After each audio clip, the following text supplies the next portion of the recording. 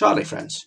It seems that the mainstream media's loving with Stormzy shows little sign of dipping yet, after the 25-year-old Croydon-born rapper headlined the Friday night slot at this year's Glastonbury Festival. The media have been very quick to espouse him as being godlike, and have been very keen to silence any criticism of him, with comments being removed from the BBC, Facebook and Twitter websites which aren't praiseworthy.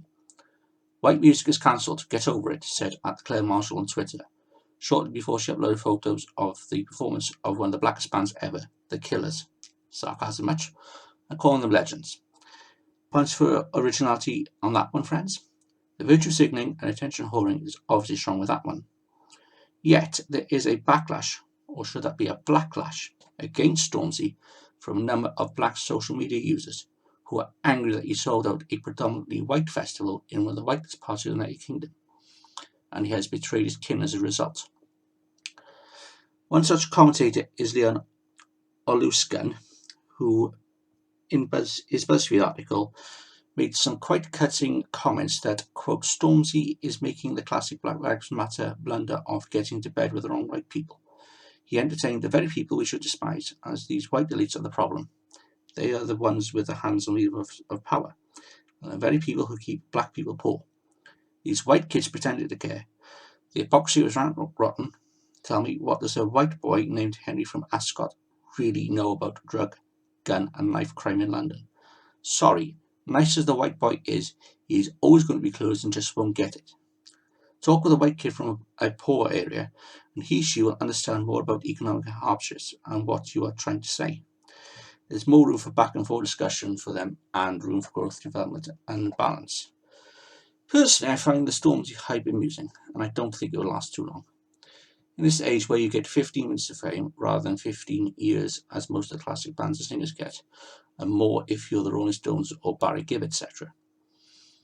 I think Stormzy might drift away from public consciousness once something or somebody better comes along, and when he's considered as boring an old hat, it will be harder for him to make an impression.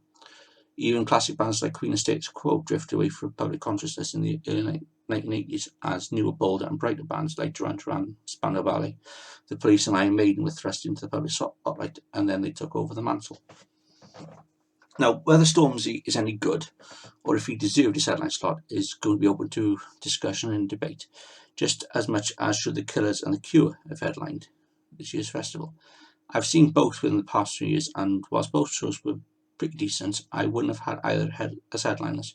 The Cure looked a little bit past it from what I've seen this year. And I have been a fan of them since the 1990s, but I do think it's a case of, come on, Robert, it's time to get off the stage, mate.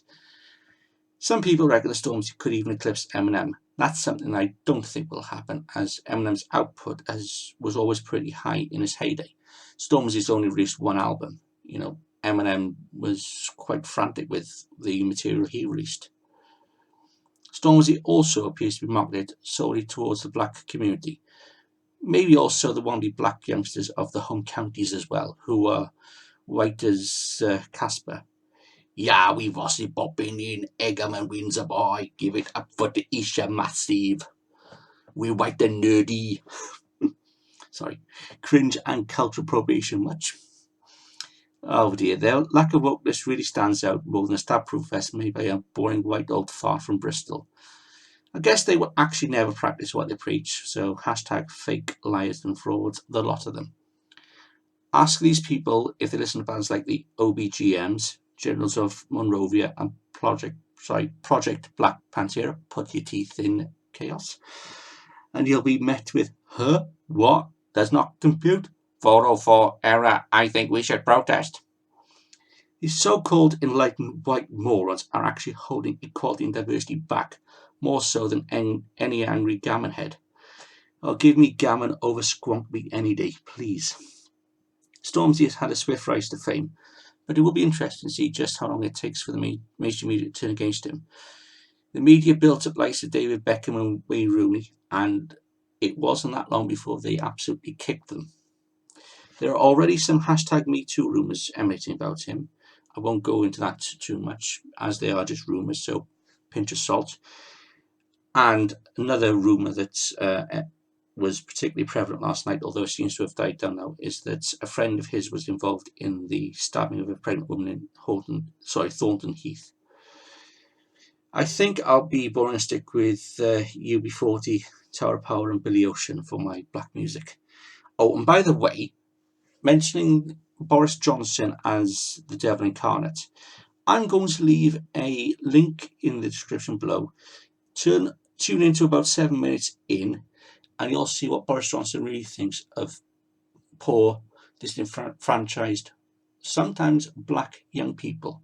This is from a video called School of Hard Knocks, which stars former rugby players Will Greenwood and Scott Quinnell. They went to East London back in the early 2010s to help young people develop their skills and to get confidence. So it's well worth a look, and you'll see just how evil Boris Johnson is. It might be an eye-opener for some, unlike Stormzy, who, like his audience, comes across as entitled and privileged. Shall we, friends?